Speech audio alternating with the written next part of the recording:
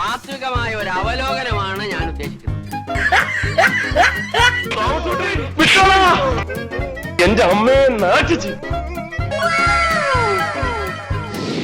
നമസ്കാരം, ബ്ലിങ്കിലേക്ക് സ്വാഗതം. എൻ്റെ ഭാഷയ്ക്ക് പരിമിതിയുണ്ട്.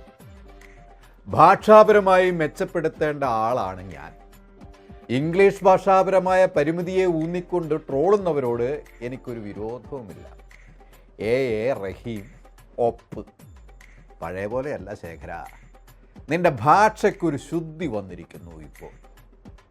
മുൻപ് മൈക്ക് കിട്ടിയ കടിച്ചു കീറിക്കുടയുന്ന സ്വഭാവത്തിൽ നിന്നും എന്തൊരു വിനയം, എന്തൊരു സൗമ്യത. അങ്ങനെ പവനായി ശവമായി. എന്തരുടെ അപ്പി ഇത്? തള്ളി ഭരിക്കാൻ പോയിട്ട് മൊയ്മാനും തോറ്റി നാറ്റിച്ചു. കർണാടകയിൽ ഇംഗ്ലീഷിൽ തോറ്റ LLB-കാരൻ വീണയുടെ വിഷ്ണുലോകമാക്കി വീണയിടത്ത് കിടന്ന് ഉരുണ്ടൂന്ന ആളോട് പറയുന്നത്. അല്ലെങ്കിലും സഖാക്കന്മാർ അങ്ങനെ തന്നെ കേട്ടോ. നാണം കെട്ടവൻ്റെ ഡാഷിൽ ആല് മുളച്ചാൽ അതും തണലാക്കി ലോൽ സലോ എന്ന് പറയും. നമ്മ MP-യുടെ ലക്ഷ്യം നല്ലതായിരുന്നു കേട്ടോ. പക്ഷേ മാർഗം അമ്പേ അങ്ങോട്ട് പാളിപ്പോയി.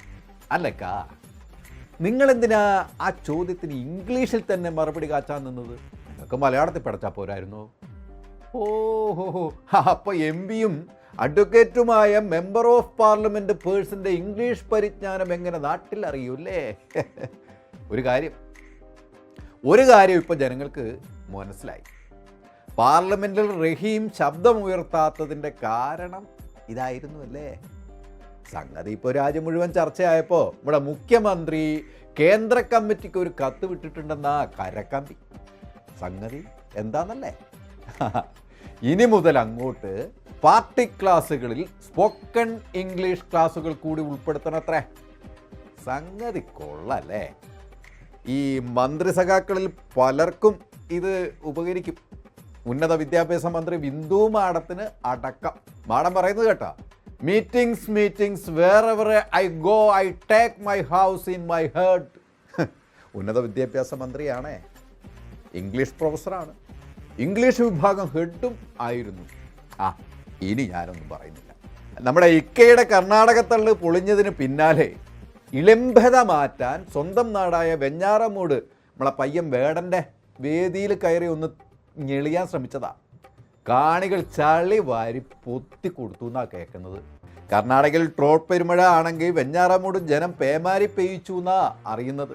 MP ഫിറ്റാണെന്നൊക്കെ കമൻറ്റുകൾ പൊന്തി വരുന്നുണ്ട്. വേടൻ്റെ സഹവാസമല്ലേ, നല്ല പുകച്ചിലായിരിക്കും എന്നൊക്കെയാണ് വേടനൊപ്പം വേദി പങ്കിട്ട MP-യുടെ വീഡിയോയിൽ നമുക്ക് ശ്രദ്ധിച്ചാൽ കേൾക്കാൻ കഴിയുന്നത്. സത്യത്തിൽ രാത്രിയുടെ യാമങ്ങളിൽ അല്പം ലഹരി നുണഞ്ഞിട്ടുണ്ടോ എന്ന സംശയം ബലപ്പെടുന്ന ഒരു പെരുമാറ്റ രീതി അല്ലേ ഇത്? ശരീരഭാഷ കാണുന്നവർക്ക് ഒരു ഡൗട്ട് ഉണ്ടാകുന്നത് സ്വാഭാവികം മാത്രം.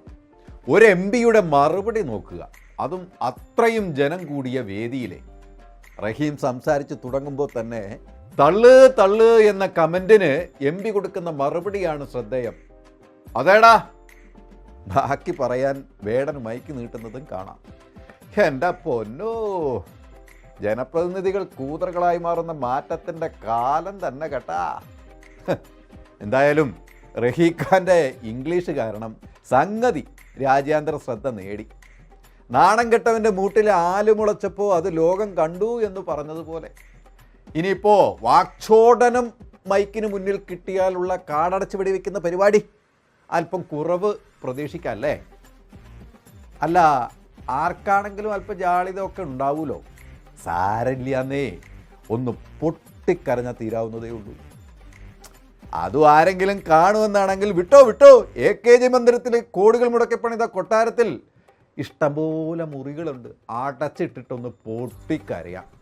വേണമെങ്കിൽ വിതുമ്പലടക്കി ശ്വാസം മുട്ടുന്ന ബിന്ദു മേഡത്തിനെ കൂടി കൂട്ടിക്കോ. വേറെയും സഖാക്കളുണ്ട് കേട്ടോ.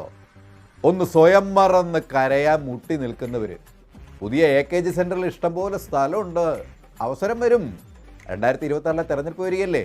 അതിൽ മത്സരിച്ച് തോറ്റ് തുന്നം പാടി കണ്ടം വഴി ഓടി കൂട്ടക്കരച്ചിൽ നടത്താൻ സഖാക്കന്മാർക്ക് ബ്ലിങ്ക് തുടരും കേട്ടോ. കൂടുതൽ വാർത്തകൾക്കും വിശേഷങ്ങൾക്കും ഞങ്ങളുടെ channel like, share and subscribe ചെയ്യുക. കൂടാതെ സബ്സ്ക്രൈബ് ബട്ടണിലെ ബെല്ലൈക്കൺ എനേബിൾ ചെയ്യാനും മറക്കരുത്.